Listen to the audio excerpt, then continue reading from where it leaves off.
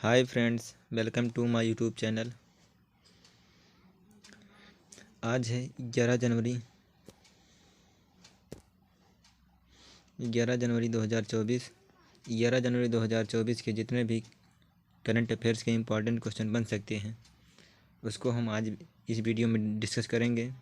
आप हमारे Telegram channel पर इस पीडीएफ को फ्री में डाउनलोड कर सकते हैं। तो चलिए देखते हैं आज के करंट अफेयर्स को।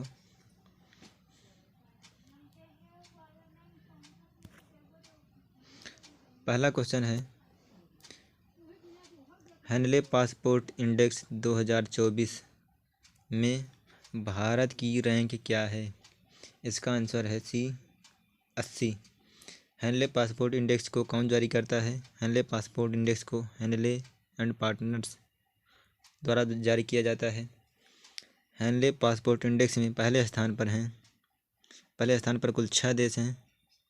Japan, France, Germany, Italy, Spain और सिंगापुर हैं। दूसरे स्थान पर हैं फिनलैंड, दक्षिण कोरिया और स्वीडन हैं। तीसरे स्थान पर हैं ऑस्ट्रिया, डेनमार्क, आयरलैंड और नीदरलैंड हैं। भारत का स्थान 80वां है। भारत के साथ ही साथ उज्बेकिस्तान का स्थान भी 80वां है। इसके आगे हम देखते हैं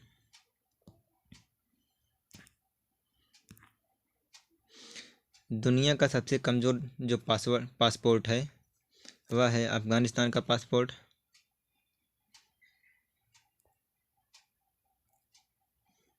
अफ़गानिस्तान का पासपोर्ट है। अफ़गानिस्तान का स्थान 104 है। अफ़गानिस्तान के जो पासपोर्ट धारक हैं वह केवल 28 देशों में ही यात्रा कर सकते हैं। इसके बाद पाकिस्तान का जो रैंक है वह है 101 रैंक है। अमेरिका की रैंक 7 है। चीन की रैंक 68 है। इसके बाद हम 2024 के प्रमुख सूचकांकों में भारत का स्थान देखेंगे। पहला है जलवायु परिवर्तन प्रदर्शन सूचकांक। 2024 में भारत का स्थान 7 है। विश्व प्रेस स्वतंत्रता सूचकांक में भारत का स्थान 161 है। विश्व प्रसन्नता सूचकांक 2023 में भारत का स्थान 126 है। ऊर्जा संक्रमण सूचकांक 2023 में भारत का स्थान 67 है। इसके बाद हम देखेंगे सेकंड क्वेश्चन है शेरिंग टोब्गे किस देश के नए प्रधानमंत्री बनने वाले हैं? इसका आंसर है सी भूटान। शेरिंग टोब्गे जो हैं ये पीपुल्स डेमोक्रेटिक पार्टी के अध्यक्ष हैं। शेरिंग टोब्गे जो हैं ये 2013 से 2018 तक भूटान के प्रधानमंत्री रह चुके हैं। इनकी पार्टी जो है पीपुल्स डेमोक्रेटिक पार्टी भूटान का संसदीय चुनाव जीत लिया है। इनकी पार्टी 47 सीटों में से 30 सीटों पर जीत हासिल की है। इसके बाद हम देखेंगे थोड़ा भूटान के बारे में देखेंगे। भूटान की राजधानी है थिम्फू। भूटान की मुद्रा है नगुल-ट्रम है। भूटान का राष्ट्रीय खेल तीरंदाजी है। भूटान का सबसे ऊंची चोटी है कूला कांगरी जिसकी ऊंचाई 7553 मीटर है। क्वेश्चन नंबर 3, हाल ही में रक्षा मंत्रालय में अतिरिक्त सचिव और महानिदेशक के पद पर किसे नियुक्त किया गया है? इसका आंसर है डी समीर कुमार सिन्हा को रक्षा मंत्रालय में अतिरिक्त सचिव और महानिदेशक के पद पर नियुक्त किया गया है। इसके आगे हम थोड़ा देखेंगे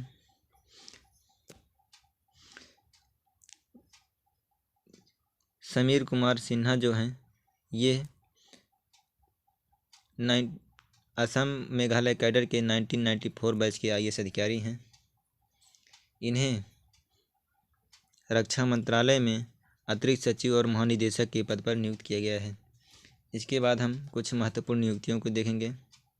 अरिंदम बागची जो हैं, अरिंदम बागची यूएन में भारत के अस्थायी प्रतिनिधि हैं, भारत के अस्थायी प्रतिनिधि हैं।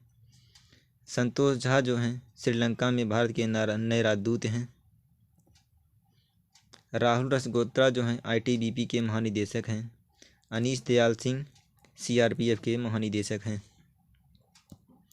इसके आगे हम देखेंगे क्वेश्चन नंबर 4,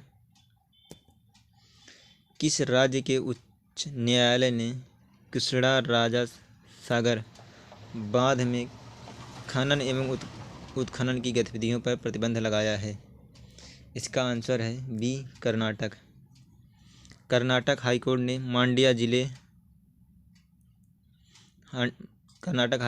मांड्या जिले में स्थित कृष्णा राजा सागर बांध के 20 किलोमीटर के दायरे में सभी प्रकार के खनन और उत्खनन गतिविधियों पर प्रतिबंध लगाने का फैसला किया है। दूसरा पॉइंट है, खनन गतिविधियों से बांध की सुरक्षा के लिए यह प्रतिबंध लगाया गया है। तीसरा पॉइंट है, यह आदेश मुख्य न्यायाधीश प्रसन्ना वी वराले और न्यायमूर्ति कृष्ण एस दीक्षित की खंडपीठ ने दिया है। इसके बाद हम देखेंगे क्वेश्चन नंबर 5। क्वेश्चन नंबर 5 है, भारत और यूएई के बीच कितने समझौते किए गए हैं? इसका आंसर है सी, 4 समझौते किए गए हैं। इसके आगे हम देखेंगे भारत और संयुक्त अरब अमीरात के बीच हुए प्रमुख समझौते।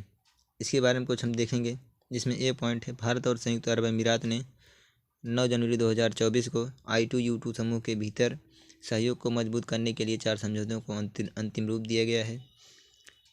बी है, प्रधानमंत्री मोदी और यूएई के राष्ट्रपति शेख मोहम्मद बिन जायद अल नाहयान ने अन्य क्षेत्रों में द्विपक्षीय संबंधों को मजबूत करने पर वार्ता की है। भारत और यूएई के बीच 4 समझौते कौन कौन से हैं? जिनमें पहला है अपारंपरिक ऊर्जा स्रोतों का दोहन करने के लिए निवेश समझौता। दूसरा पॉइंट है, स्वास्थ्य क्षेत्र से जुड़ी परियोजनाओं के क्षेत्र में सहयोग को लेकर समझौता। तीसरा पॉइंट है, खाद्य प्रसंस्करण क्षेत्र में समझौता, जिसका उद्देश्य है भारत में खाद्य प्रसंस्करण पार्क का निर्माण करना है। चौथा पॉइंट है, यूएई की कंपनी डीपी वर्ल्ड और गुजरात सरकार के बीच समझौता हुआ है। इसका उद्देश्य है गुजरात में बंदरगाहों का निर्माण। इसके बाद हम इसके आगे देखेंगे I2U2 के बारे में थोड़ा देखेंगे। I2U2 का फुल फॉर्म है इंडिया, इजराइल, यूएई और यूएस। इसका गठन अक्टूबर 2021 में किया गया है। अक्टूबर 2021 में इजराइल और यूएई के बीच अब्राहम समझौते के बाद किया गया था। इसे वेस्ट एशियन क्वाड के नाम से भी जाना जाता है। इसका उद्देश्य इसलिए किया गया था, समुद्री सुरक्षा, बुनियादी ढांचे और परिवहन से संबंधित मुद्दों के लिए इस समूह का निर्माण किया गया था। इसके बाद इसके आगे हम देखेंगे क्वेश्चन नंबर 5। क्वेश्चन नंबर 5 है, 27वें राष्ट्रीय युवा महोत्सव का आयोजन किस शहर में किया गया है? इसका आंसर है सी, नासिक। इसके आगे हम देखेंगे हाल ही में आयोजित महोत्सव एंथुरियम महोत्सव 2023 का आयोजन मिजोरम में किया गया है। हॉर्नबिल उत्सव 2023 नागालैंड में मनाया जाता है। मथुआ मेला 2023 इसका आयोजन पश्चिम बंगाल में किया जाता है। चेरचेरा महोत्सव 2023 यह छत्तीसगढ़ में मनाया जाता है। नुआखाई त्यौहार यह उड़ीसा में मनाया जाता है। नदी उत्सव 2023 यह दिल्ली में आयोजित किया गया था। चिखला कालो उत्सव यह गोवा में मनाया जाता है। तोरगिया महोत्सव 2023 यह अरुणाचल प्रदेश में मनाया जाता है। थावे महोत्सव 2023 यह गोपालगंज बिहार में मनाया जाता है। इसके बाद इसके आगे हम देखेंगे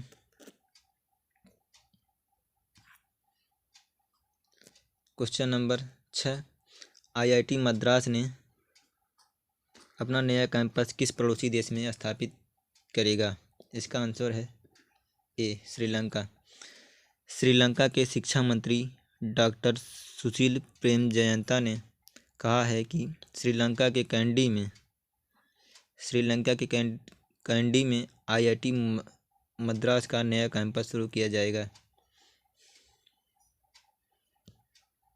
इससे पहले IIT मद्रास ने नवंबर 2023 में तंजानिया में अपना एक कैंपस शुरू किया था। इसके बाद हम क्वेश्चन नंबर 7 देखेंगे। 10वें वाइब्रेंट गुजरात ग्लोबल समिट का उद्घाटन कहाँ किया गया है? इसका आंसर है बी, गांधीनगर। इसमें पहला पॉइंट है प्रधानमंत्री नरेंद्र मोदी ने गांधीनगर में वाइब्रेंट गुजरात ग्लोबल समिट का उद्घाटन किया है। 10वें वाइब्रेंट गुजरात ग्लोबल समिट का आयोजन 10 से 14 जनवरी तक किया जाएगा। थर्ड पॉइंट है UAE के राष्ट्रपति मोहम्मद बिन जायद अल नाहयान, मोजाम्बिक के राष्ट्रपति फिलिप न्यूसी और तिमोर लिस्ते के राष्ट्रपति जोस रामोस होर्टा ने शिखर सम्मेलन में भाग लिया है। चौथा पॉइंट है वाइब्रेंट गुजरात ग्लोबल समिट के 10वें संस्करण की थीम क्या है? Gateway to the future. 10वें वाइब्रेंट गुजरात ग्लोबल समिट की थीम है gateway to the future. Fifth point है शिखर सम्मेलन का मुख्य focus semiconductor, green hydrogen, e mobility एवं अंतरिक्ष विनिर्माण जैसे क्षेत्रों पर होगा। वाइब्रेंट गुजरात शिखर सम्मेलन की कल्पना वर्ष 2023 में गुजरात के CM नरेंद्र मोदी जी द्वारा की गई थी। इसके बाद हम देखेंगे क्वेश्चन नंबर 8, हाल ही में देश की पहली 100% इलेक्ट्रिक बाइक टैक्सी सेवा वायु किसने प्रारंभ की है? इसका आंसर है ए, असम। यह इलेक्ट्रिक बाइक टैक्सी सेवा वायु जो है यह नीति आयोग के स्वच्छ वायु ऑपरेशन के तहत लॉन्च किया गया है। इसका उद्देश्य है इसमें जीरो कमीशन है, नो कमीशन है। इसमें नो इमिशन हो, किसी प्रकार का कार्बन का उत्सर्जन नहीं होगा और जीरो कैंसिलेशन चार्ज है इसमें। इसके आगे हम देखेंगे क्वेश्चन नंबर 9, यूनाइटेड कप 2024 की विजेता टीम कौन सी है? इसका आंसर है बी, जर्मनी। इससे यूनाइटेड कप से पूछे जाने वाले क्वेश्चन हैं। इसमें कितने देशों ने भाग लिया था? कुल 18 देश भाग लिए थे। इसमें कहाँ आयोजित किया गया था? सिडनी की ऑस्ट्रेलिया में यह कप आयोजित किया गया था। खेल कौन सा है? टेनिस है। विजेता कौन सी टीम है? विजेता कौन सा देश है? जर्मनी है। उप विजेता कौन सा देश है? पोलैंड है। इसके आगे हम देखेंगे 10वां क्वेश्चन, हाल ही में उत्तर प्रदेश के किस जिले के हनुमानगढ़ी लड्डू को GI टैग मिला है? इसका आंसर है ए, अयोध्या। GI टैग जो है यह geographical indications of goods act 1999 के तहत बनाया गया था। इसको लागू 2003 में किया गया था। भारत का पहला GI टैग उत्पाद है दार्जिलिंग चाय। इस प्रकार से आज 11 जनवरी 2024 के इम्पोर्टेंट करंट अफेयर्स को हमने डिस्कस किया है।